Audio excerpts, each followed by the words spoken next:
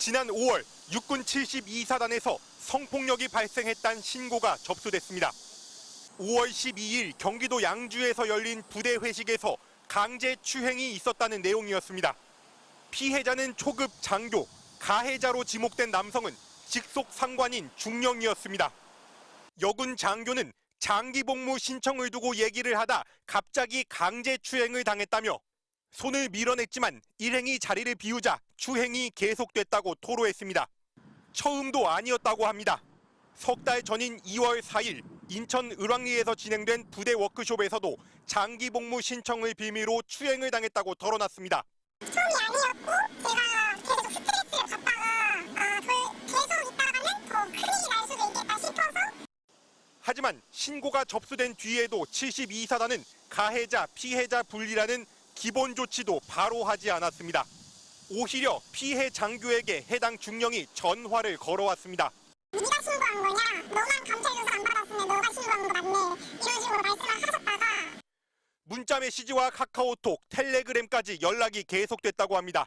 이때까지 좋았던 시간들이 있었는데 자기가 너무 바보 같았다.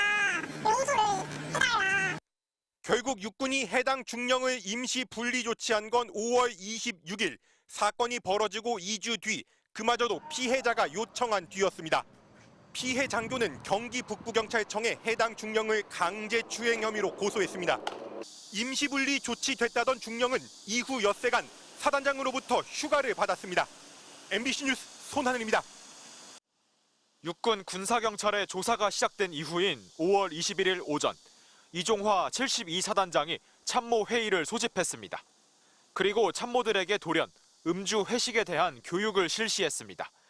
이 사단장은 이 자리에서 요즘 MZ세대들은 참모가 술에 취해 비틀거리고 더한 짓을 할 때까지 두고는 나중에 뒷담화를 하고 무슨 일을 당하면 정의의 사도인 줄 알고 신고하려 한다고 말한 걸로 전해졌습니다. 단순히 법에 위배됐다고 찌르고 이런 게 우려된다는 말도 했다고 합니다. 강제추행을 단순히 술 탓으로 떠넘기고 그마저도 피해자를 문제 삼은 겁니다. 저기서 말하는 MZ세대가 어제 사단장님께 그걸 말한다고? 그 정의의 사도 역할을 한다면서 신고를 한 것도 나를 지칭하는 거구나. 피해 장교는 사단장의 발언이 2차 가해라며 육군에 감찰을 요청했습니다. 72사단 내 강제추행과 사단장의 2차 가해 의혹은 육군 참모총장 직무대행 등 지휘부에까지 보고된 것으로 확인됐습니다. 이종화 사단장도 해당 발언을 한 사실은 모두 인정한 걸로 파악됐습니다. 하지만 6월 27일 육군은 성희롱, 즉 2차 가해 여부가 성립되지 않는다고 결론냈습니다. 행위자인 사단장에 대한 조치도 피해자에 대한 보호 조치 권고도 없었습니다.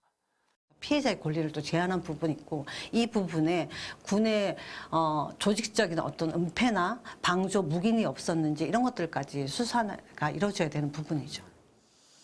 육군은 민간위원이 참여한 성희롱 고충심의위원회에서 2차 피해 미성립으로 결정됐다며 다만 세부 심의 내용은 규정에 따라 공개할 수 없다고 설명했습니다. 그러면서 성폭력 가해자로 지목된 해당 중령은 수사 결과에 따라 엄정하게 처리할 것이라고 밝혔습니다. 2차 가해 논란과 별개로 이종화 사단장이 부하 직원들에게 두릅을 따도록 강요하고 관사 예산을 사적으로 썼다는 의혹은 감찰 조사 결과 사실로 드러났습니다. 육군은 사적 지시와 괴롭힘 등의 사안이 부적절하다고 판단했다며 이 사단장에 대한 징계 절차에 착수했습니다. MBC 뉴스 변희재입니다. 72사단장 이종화 준장에 대해서 2차 기자회견을 하도록 하겠습니다. 갑질 사건이 1차 기자회견을 통해서 폭로되어서 현재 육군본부가 분리파견 조치를 했다고 하지만 이는 사실과 다르다는 말씀을 드리고 싶습니다. 분리파견 형태를 취하고는 있지만 편법과 꼼수에 의한 분리파견인 것으로 확인되고 있습니다. 이종화 사단장 가짜 분리파견으로 여전히 72사단 공관 살면서 황제처럼 군림하고 있습니다.